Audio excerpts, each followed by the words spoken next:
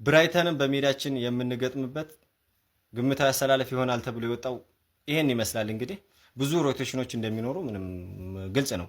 እንግዲህ ኬፓ አለ፣ ኢስስኬሊ፣ ሂንካፔ፣ ሞስኬራ፣ ቤንጃሚን ዋይት፣ ሜሪኖ፣ ኖርጋርድ እና ኤብሪች ኢዜ አሉ። ማርቲኔሊ፣ ዮኬሬሽ እና ነዋኔሪ ነው የሚለው ማለት ነውና አይ ዶንት ኖ ሜሪኖ፣ ኖርጋርድ የመግባታቸው ዋይት፣ ስኬሊ የመግባታቸው ነገር የሚቀር አይመስለኝም።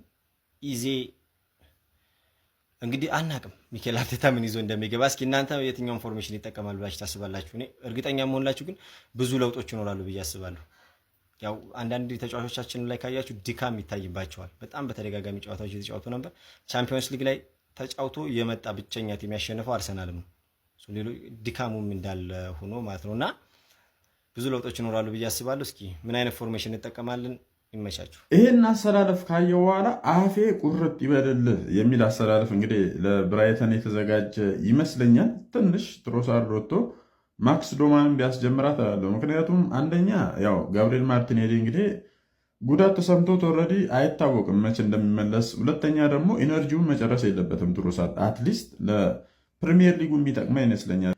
እንደ ማክስ ዶማን ያሉ ተጫዋቾች ደግሞ እርግጠኛ ነኝ እንዲህ አይነት ጨዋታ ላይ የማናያቸው ከሆነ ትንሽ ይከብዳልና እቺ የትሮሳርድን ቦታ የሚያስተካከላት ከሆነ ማለት ነው የሚገርም ሺህ ጊዜ ለምን አንሸነፍ?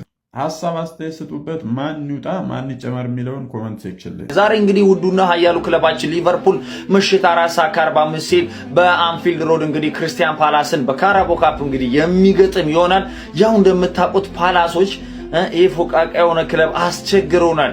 ከቅርብ ጊዜ ጀምሮ እኛን እየተፈታተነ ነው የሚገኘው። መልስ መስጠት አጻፋዊ መልስ መስጠት ካለብን ከዛሬው ጌም ጀምሮ ነው። እናም ፓላስን የግድ ማሸነፍ አለብን። እናም ሊቨርፑል እንደተለመደው ድል ለእንግሊዝ ኩራት ለሆነው ሊቨርፑል ዩል ነቨር ዎክ አሎን። መልካም ጊዜ መልካም ድል ባይ ፋሚሊ። ኦኬ ጋይስ ተመልሰናል። እንግዲህ ዛሬ ደግሞ ውዱና ምርጡ ክለባችን ማን ሲቲ ካራባኦ ካፕ ጌም አለው። ወደ ስዋንሲ እንጓዛለን ማለት ነው። ሲቲ ከስዋንሲ ዛሬ ጫውታል። ፔፕ ጋርዲዮላ ፕሪማች ሰጥቷል። ሼር ኮፒ ሊንክ ሪፖስት አድርጉ። እንግዲህ የተመለሱ ተጫዋቾች አሉ። ሮድሪ ዝግጁ አይደለም ተብሏል። ግን ደግሞ ያው በጣም ብዙ ጊዜ ቆይቶ ነበር። ኩዛኖቭ ወደ ጌም ተመልሶ ደቂቃ ሊያገኝ ይችላል ተብሏል። ሌላው ስለ በረኞቻችን ነው ተይቆት። ስለ ጄምስ ትራፎርድ በጣም ነው የተመቸኝ። ጄምስ ትራፎርድ አመሉም ጸባዩም ሁሉ ነገር በጣም ነው የተመቸኝ። አሁን ይጫወታል እዚህ ላይ። ስለዚህ ያው ለፕሪሚየር ሊግ ሆነ ለቻምፒዮንስ ሊግ ድንገት ከፈለግነው ብቁ የሆነ በረኛ ነው ያለን እና በጣም ኬሚስትሪያቸው ተመችቶኛል ብሏል። ሌላው ኦማር ማርሙሽም ዝግጁ ነው ብሏል። ሁሉ ነገር የሱ ያው እየተመለሰ ነው። ጉዳቱ የቆየ ስለነበረ ነው ብሏል። ሮድሪ ትንሽ ይቀረዋል ብሏል። ኤርሊንግ ሃላንድም ደና ነው። ያው ኤርሊንግ ሃላንድ ግን ሲመስለኝ ይሄ ጌም ላይ አይሰለፍም፣ እረፍት ማድረግ ያለበት አይነት ጌም ነው ብሏል። ስለዚህ ዛሬ ካራባኦ ካፕ ነው። እቺን ጌም ቀለል አድርገን አሸንፈን ወደ ቀጣይ ዙር ማሳለፍ አለብን። ባይዘው ካራባኦ በጣም ጥሩ ዋንጫ ነው። ምክንያቱም ዋንጫው ያን ያህል ትልቅ አይደለም፣ ግን ለፕሪሚየር ሊግ እና ለቻምፒዮንስ ሊግ ለሌሎች ጌሞች በጣም ሞቲቬት የሚያደርግ አይነት ዋንጫ ነው። እንዳልኳችሁ ከዚህ በፊት ፌብሩዋሪ ላይ ነው የሚያልቀውና ስለዚህ ሚድ ጌም ላይ ሲያልቅ የሆነ ተጨማሪ ኤነርጂ ይሰጣል ለሌላው ጌም። ስለዚህ ባሪፉ እናሸንፋለን ቢያስባለው ያው አብዛኛው ያልተጠቀማቸው ተጫዋቾች ነው ይጠቀማል ተብሎ የሚጠበቀው። የአካዳሚ ተጫዋቾችና ቤንች ላይ የነበሩ ተጫዋቾች ሚክስ ተደርጎ ነው እዚህ ላይ የምንጠቀማቸው። ስለዚህ ራይንቴንት ኑሪ፣ ራያን ቸርኪ፣ ማርሙሽ ብዙ ተጫውተው ማያውቁት እንዳለ ዛሬ ተመልሶ እናያለን ማለት ነው። እናንተ ከታች ግምታችሁን አስቀምጡልኝ። ቀላል አድርገን የምናሸንፍ ይመስለኛል። ያው 3-1 ወይ 3-0 ምናምን ነገር እገምታለሁ። የእናንተ ከታች አስቀምጡልኝ። ሼር ኮፒ ሊንክ ሪፖስት አድርጉ። ዛሬ የጨዋታ ቀን ነው። አርሰናል ከብራይተን ሆቭ አልቢዮን ኤሚሬትስ ላይ በካራባኦ ካፕ ይገናኛሉ። ስለዚህ ጨዋታ ምን የተባለ ነገር አለ የሚለውን አስቃኛችኋለሁ። እናንተ ሼር ኮፒ ሊንክ ሪፖስት አድርጉልኝ፣ በተለይ አካውንቴ ውስጥ እየገባችሁ። ስለ ጨዋታው አንዳንድ ነገር ለማለት ያህል ጨዋታው ብራይተን ሆቭ አልቢዮን እና አርሰናልን ሲያገናኝ ብራይተን ለኛ ፈታኝና ከባድ ቲም እንደሆነ ይታወቃል። በመሆኑም ባለፈው ሳምንት ከማንቸስተር ዩናይትድ ጋር ባደረገው ጨዋታ ብራይተን በመሸነፉ ምናልባት ሌላ ጠጣርነት ይዞብን ሊመጣ ይችላል። ከዛ ውጪ አርሰናል ደግሞ ሜዳ ውስጥ የማይገኙ ተጫዋቾች አሉት። ዊሊያም ሳሊባህና ማርቲኔሊ ለዛሬው ጨዋታ ብቁ እንዳልሆኑ ከአንዳንድ ምንጮች የወጣ ዘገባ ያሳያል። ከዛ ውጪ ግን ለወጣትና እስካሁን አርሰናል ፈርመው እድል ላልተሰጣቸው እነ ኖርጋርድ እነ ሂንካፔን አይነት የመሳሰሉ ተጫዋቾችን እናይበታለን ብዬ አምናለሁ። ክለቤ ያሸንፋል ብዬ ባለሙሉ ተስፋ ነኝ። ይሄ ሐሳቤ ነው። የእናንተ ሐሳብ ኮሜንት ላይ እጠብቃለሁ። ስለስንት እናሸንፋለን? በተረፈ መልካም እድል ለአርሰናል። ይመቻል። ሰላም ቤተሰቦች እንዴት ናችሁ? የዛሬ ካራባኦ ካፕ ጨዋታ ፊክስቸሮችን አይታችኋል? ሁሉም እኮ መታየት ያለባቸው ናቸው። በተመሳሳይ ሰዓት ሆነው እንዳናይ ያደረገን እንጂ ሁሉም መጣይ ሊቨርፑል ከክሪስታል ፓላስ ይጫወታል። ሊቨርፑል አሁን ያለበትን የመሸነፍ ቀውስ ከተከታታይ 5 ጨዋታ ድል በኋላ ወደ መሸነፍ ሜንታሊቲ የቀየረው ክሪስታል ፓላስ ነው። በክሪስታል ፓላስ ነበር የመጀመሪያ ሽንፈቱን በፕሪሚየር ሊጉ ያስተናገደው። ስለዚህ ዛሬ ደግሞ በካራባኦ ካፑ አንፊልድ ላይ ሁለቱ ቡድኖች ይገናኛሉ። አስቡት ይህንን ጨዋታ ምን ሊመስል እንደሚችል። አርሰናል ደግሞ ያው ከሊቨርፑል ሽንፈት በኋላ ምንም አይነት ሽንፈት አላስተናገደም። ከዛ በኋላ በፕሪሚየር ሊጉ መሪ ነው። ዛሬ ከብራይተን ጋር በካራባኦ ካፑ ይገናኛል። በዚህ ጨዋታ ዶማን ይጠቀማል ተብሎ አርቴታ ይታሰባል። አብዛኛው ተጫዋቾቹ ወሳኝ ተጫዋቾቹ እረፍት ሊያገኙ የሚችሉበት እድል አለ። ያው አርሰናል ይሄንን ቢያደርግ ብዙም አያስገርምም፣ ምክንያቱም ዘንድሮ የሆነ የሚያስጎመጅ ስኳድ ያለው ቡድን ስለሆነ በማንም መጫወት ይችላል።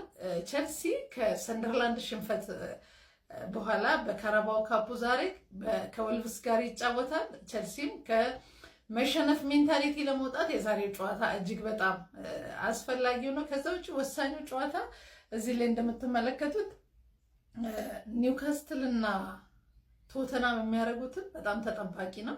ማንቸስተር ሲቲ ከስዋንሲ ጋር ጨዋታ አለው ዛሬ።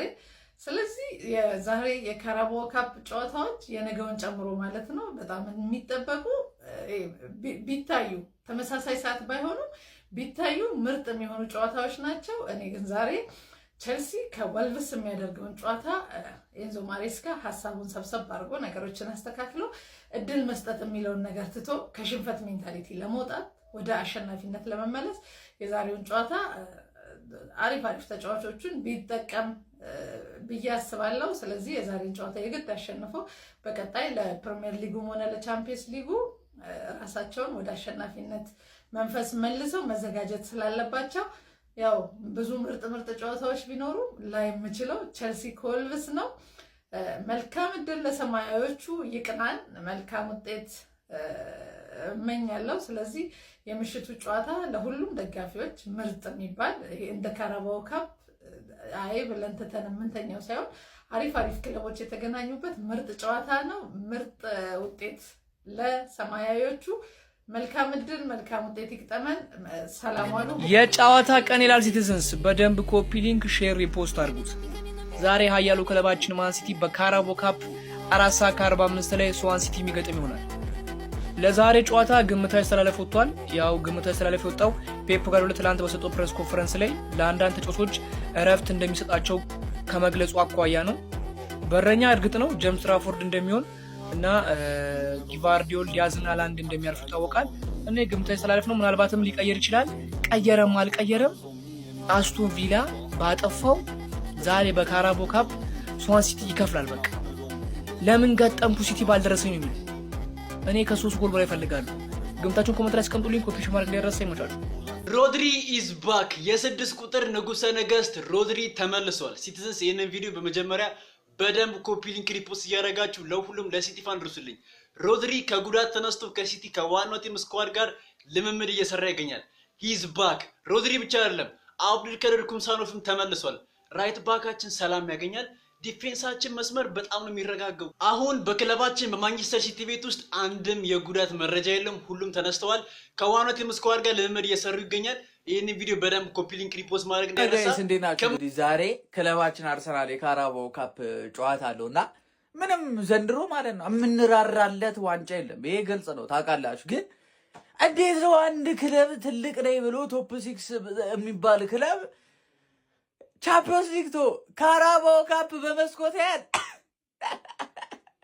ካራባኦ ካፕ በመስኮት የሚያይ ክለብ አለ። ለማንኛውም ዛሬ የሚገርም ቀን የሚገርም ጨዋታ እንደሚሆን አልጠራጠርም። ሼባውም ከባለቤቷ ከአባቷ ጋር ነው የምትጫወተው። ንኬት እየጠበቀች ነው። ለማንኛውም ጋይስ ሲመቻችሁ ቶቶ ስፖርት ላይ መጫወት አይረሳ። ሬጅስተር እንዳደረጋችሁ 50 ብር ይሰጣችኋል። እንዲሁም ደግሞ ዲፖዚት ስታደርግ ስፒን አለ እስከ 50 ሺህ ብር ትሸለማለህ። ዶሮዋም አለች። ይመቻችሁ ጀማው የፊታችን ሮብ ምሽት 4:45 ሲል አርሰናል ከብራይተን ጋር የካራቦ ካፕ ጨዋታ እንዳለበት ታውቃላችሁ። ታዲያ ከዚህ ጨዋታ በፊት አሰልጣኝ አርቴታ ከጋዜጠኞች ለቀረቡለት ጥያቄ ሀሳብ አስተያየቱን ሰጥቷል። ምን አለ የሚለው እኔ እንደተለመደው ባጭሩ ቦብ በረራ አስቃኛችኋለሁ።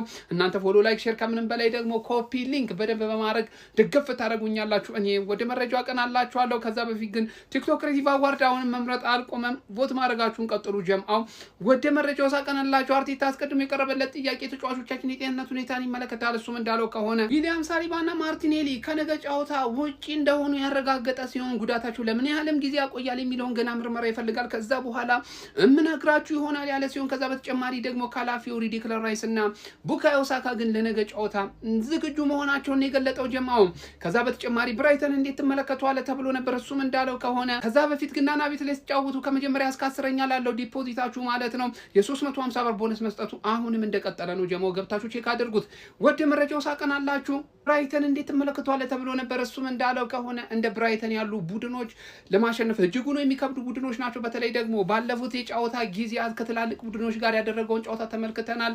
ታዲያ እሱን ለማሸነፍን ቡድኖች ሲቸገሩ መመልከት ሽያለው። እናም እኛም ቀላል የሚባል ፈተና ይገጥመናል ተብሎ አይታሰብም ሲል ተናግሯል ጀምአው።